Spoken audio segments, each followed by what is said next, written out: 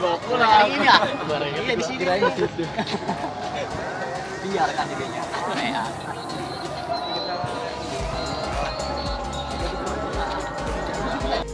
Wawancara dong dikit. Dikit aja Kak. Nemenin Bilar main bola ya. Kak Lesti. Udah makin ini nih makin intens nih Kak. Kak Lesti. Kak Lesti. Mana ada emang? Ada. Jadi kebetulan emang diajak sama Bang Putra, jadi istri Bang Putra kan teman-teman kita.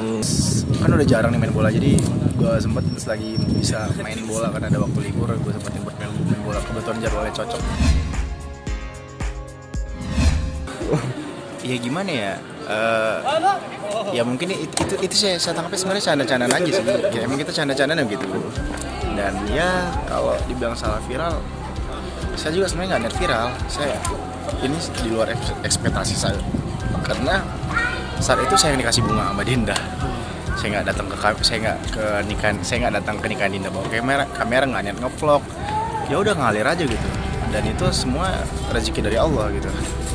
Saya viral, saya dianggap orang sad boy, image saya sad boy, padahal saya udah bilang, saya nggak pernah bilang saya mantan Dinda, tapi orang-orang lain yang menggiring bahwa saya itu mantan Dinda.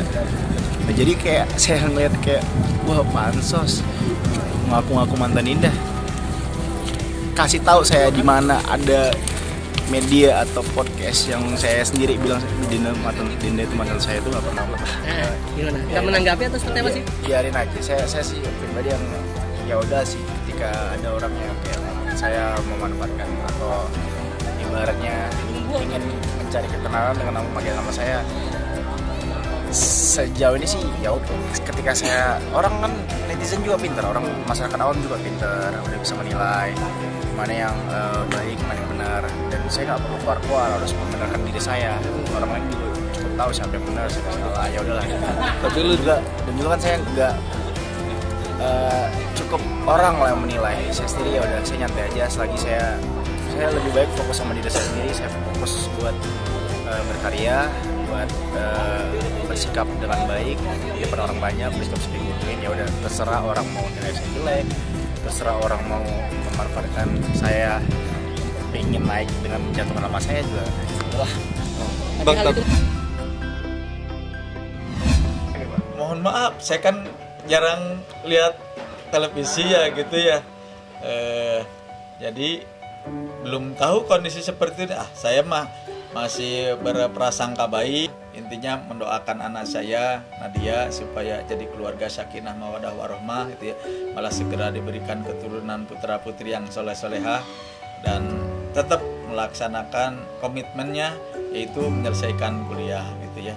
Dan awalnya mohon maaf ya, karena Nadia itu di antara anak-anak kami dan di lembaga kami itu tidak membolehkan untuk punya pacar dulu sebelum selesai melaksanakan pendidikan. Kalau yang udah selesai, ada yang S1, ada yang D3 di sini, yaitu dipersilakan gitu ya.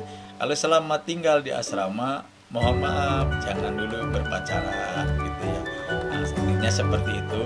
Dan itu mah Umi mah ini aja kelakar ke anaknya gitu, karena anaknya sudah dewasa dan kelihatan, mohon maaf, kalau orang Sunda mah tidak beger gitu, itu nggak kelihatan ini gitu, ke ini ada ini ke ini. Nah, awalnya juga ke Aik itu nggak ada ini gitu ya, karena mungkin anaknya ya masih polos gitu, seperti itu, nggak ada ini.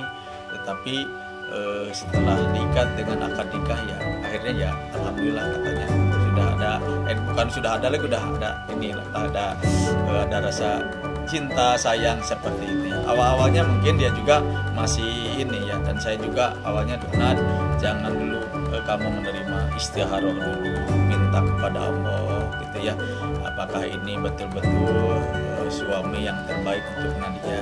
Kita jangan kata orang sudah memburu musuh lah ya, keburu-buru gitu, jangan, karena ini apalagi ini kan beda dunia kamu di panti asuhan dengan dunia selebritis lah seperti kan gitu ya. Waktu itu sudah dikasih dikasih wejangan lah, dikasih bekal, bisa ilmu bahwa yang rumah tangga ini tidak semudah atau tidak seenak yang dibayangkan gitu ya, pasti ada jalan terjalnya, naik turunnya gitu ya, tidak ini. Jadi dikasih wejangan gitu ya. Jadi ya, dan insya Allah dia pun sudah tanya udah siapa ya. Apalagi mungkin dengan menikah, mohon maaf, dengan selebritis ya, pasti yang senantiasa ada gosip, ada apa, ada gitu ya, seperti itu. Ini juga secara hukum perlu saya memberikan edukasi ya, bahwa yang kita laporkan akun YouTube ya, akun YouTube-nya, yang dimana di akun YouTube tersebut si Mbak itu Mbak siapa, Mbak AL ya, Mbak AL itu menyatakan sesuatu. Angel Elga bilang keluarga Vicky Prasetyo keluarga penipu. Nah ini saya luruskan ya, artinya keluarga penipu. Fakta hukumnya keluarga Vicky, baik kakak beradik atau orang tuanya, belum pernah ya, belum pernah ada laporan polisi atau belum pernah tersangkut urusan hukum dalam kasus penipuan ya. Nah, itu namanya sudah menyampaikan sesuatu yang tidak sesuai dengan keadaan. Perkataannya yang pasti nggak layak buat disebutin. Karena di sini kakak saya itu nggak hidup sendiri, ada keluarganya, ada anak-anaknya, pasti. Dengan saya datang ke sini dengan Om Sunan, yang pasti ada beberapa ucapan yang benar-benar nggak pantas buat disebut sama beliau, buat kakak saya dan keluarga saya. Kalau tanggapan saya biasa aja lah. Jadi kita lihat aja perkembangan ke depan. Saya sebagai kuasa hukum, jika memang ada laporan, saya belum tahu ya pasti saya akan mendampingi klien saya, melakukan segala upaya hukum guna melindungi hak klien saya, itu aja. 3 kantor hukum lawan 1 kantor hukum, tidak masalah sih. Ini kan semua itu kalau sudah diberi oleh tanggung jawab oleh klien, kita tetap melakukan upaya hukum maksimal. Berapapun mereka itu no problem, karena mereka juga ditunjuk oleh klien, jadi tidak apa-apa. Dalam dunia advokat biasalah. Aurel itu orang yang tidak kaya dengan kasih sayang orang tua, tidak kaya, dia miskin dengan itu. Karena waktu aku dengan dia, aku hidup di ruko, itu pun aku tidak bisa memberikan yang seperti mungkin dia mau. Aku waktu itu berjuang bagaimana aku bisa tetap menghidupi mereka dengan baik. Tapi masalah kasih sayang, aku hanya bisa memberikan perhatian-perhatian yang mungkin tidak seperti yang dia mau sebetulnya.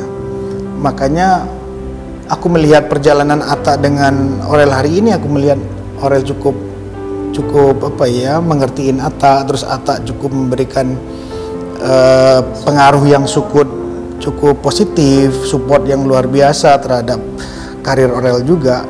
Ya aku melihat ya kalau memang ini kehendak yang ilahi, ya kita sebagai orang tua nggak bisa apa-apain lagi. Jadi Aurel sampai hari ini aku bilang masih dalam taraf yang memang itu adalah privasi antara Aurel dengan ibunya. Gitu. Selayaknya akan terjadi kalau memang semuanya akan berjalan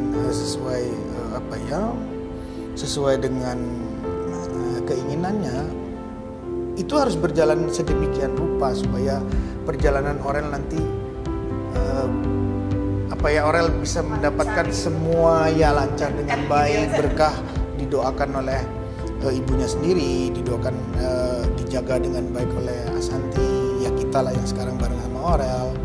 Dia bisa baik dengan keluarganya, ibunya dengan baik, ya dengan suaminya Asanti, dengan adik-adiknya di situ. Harapannya nanti begitulah, tapi biarkan itu proses berjalan alami dengan baik. Pengantin baru, insya Allah selalu merasa pengantin baru, karena ya semoga rumah tangga kita selalu kayak gitu sih ya. Walaupun nanti bakal ada batu, pasti kita selalu yakin ada, cuman bagaimana cara kita menyelesaikan, semoga bisa tetap sama-sama terus. alhamdulillah kalau misalnya diambil yang baik-baiknya. Cuman kami sih berharap kayak jangan cuman ambil lucunya gitu. Maksudnya kayak dibalik itu semua ada pesan-pesan yang sangat penting, dimana mungkin dari segi cara aku sama dia dipertemukan, itu bagaimana cara menjemput kekasih yang halal. Ya itu mesti jangan cuma ambil lucunya, tapi berusaha ngambil yang penting-pentingnya juga. Yang baik-baiknya ambil, yang buruk-buruknya buang. karena kan yang baik-baiknya memang dari yang ibadah, Ya harapannya mungkin semoga lancar hubungan rumah tangga kita terus baik sampai kapanpun, sampai akhirnya memisahkan, dan insya Allah juga apa ya, yang kita share selalu positif dan selalu mendatangkan kebaikan buat orang lain juga.